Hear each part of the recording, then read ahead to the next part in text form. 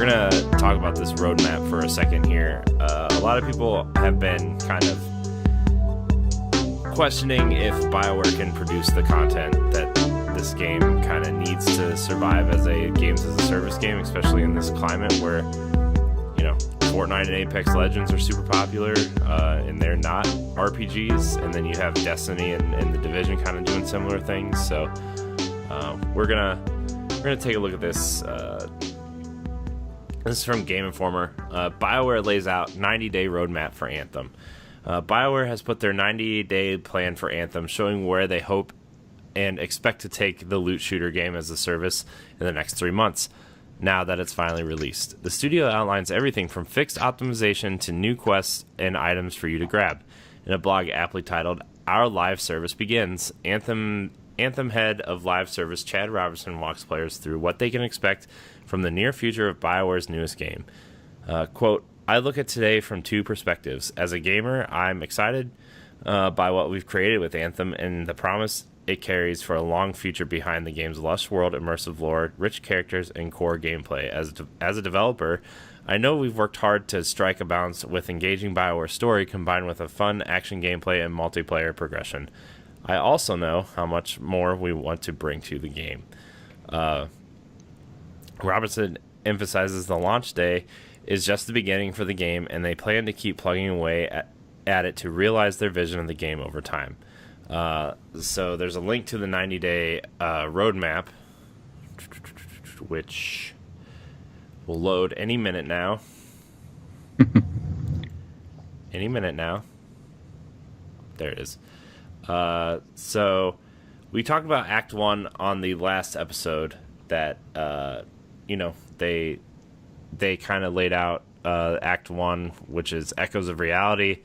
We kind of talked about that for a little bit, and then later this month they're gonna drop a new free play event called Outlaw Outrage. They're gonna launch 3 free play events: Outlaw Outrage, There Be Giants, and Sharper Surge.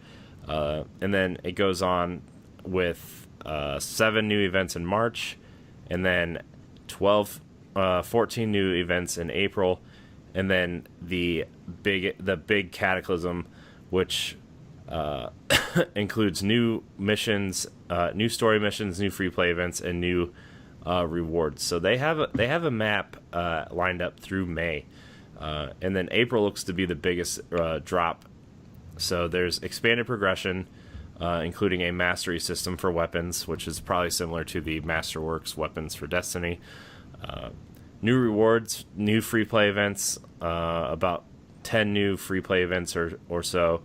New story missions, a couple new strongholds, and then they're going to have weekly challenges and leaderboards, and the introduction of guilds for players as well. So they've got a roadmap here. It looks pretty good. And then Act 2 and 3 are coming soon, they say, probably sometime this summer, and then 1 drop this fall. So, I mean, I feel like Anthem right now is the structure. It's like the skeleton of what, that's how these free-to-play, or not free-to-play, but these games as services work. They come out kind of short on, quote-unquote, short on content, and then, they build on it, because you can't just launch everything at once, right? Yeah. So... well, because like just to use it as an example, like some of the games like Assassin's Creed, like Origins, or like Witcher 3, like those are games that I literally have never dug into because there's just so much content all at once that it's like overwhelming. Mm-hmm. And I just like don't know where to start, and just don't, like, it's just too intimidating to me, and I just don't have the kind of free time, like to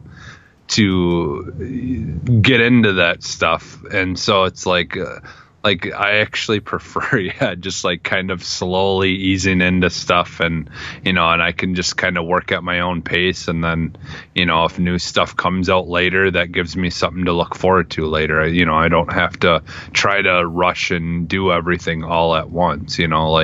Yeah. Because And that's the to thing is use, this game is supposed to last for a long time. If you give someone everything all at once, then they'll finish it.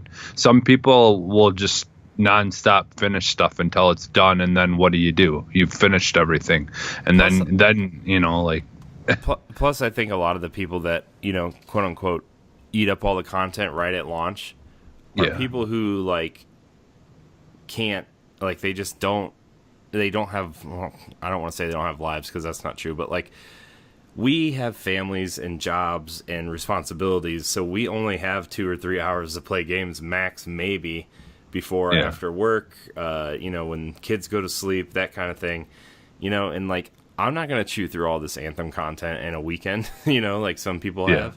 It's just not gonna happen. And like that's the thing, to use Destiny as an example. That like if you jumped into Destiny a year after the game launched, like there's so much content after a year. It's just like, how do people like jump in right now? It's insane. Like how do you explain the systems to people? How do you explain how the currencies work? Yeah. And so like the thing that I really like about Anthem is like, yeah, maybe there's not a ton to do in the end game right now, but they've got the map. They have a schedule of content coming for people, Yeah. They have that thing where like, let's launch the game, let's get it out there, let's fix some of the issues that people are having at launch. So when we start dropping these kind of major content drops, we have all the issues fixed. Yeah. Well, and like with the other day, like we had said earlier, like we were playing in free play, and I could have honestly did that for like another hour. Yeah. Like it was fun, just like, like exploring the world because like it's new. There's still so much to be explored in that area.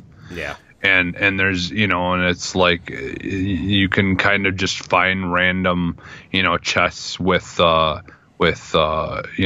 stashes and stuff like that, and like we were playing in that area for like an hour or so, a little over an hour, and we found like so many different things, and like like we did 3 world events, and like there's just like in that, and it wasn't boring, like. Yeah. They make it pretty fun and challenging at the same time. Yeah, plus like how you traverse the world, like Destiny. Like if you go back to Destiny, I'm sorry to keep using Destiny, but it's the game I'm the most familiar with, and the game I think this game is going to get compared to, whether it's fair or unfair.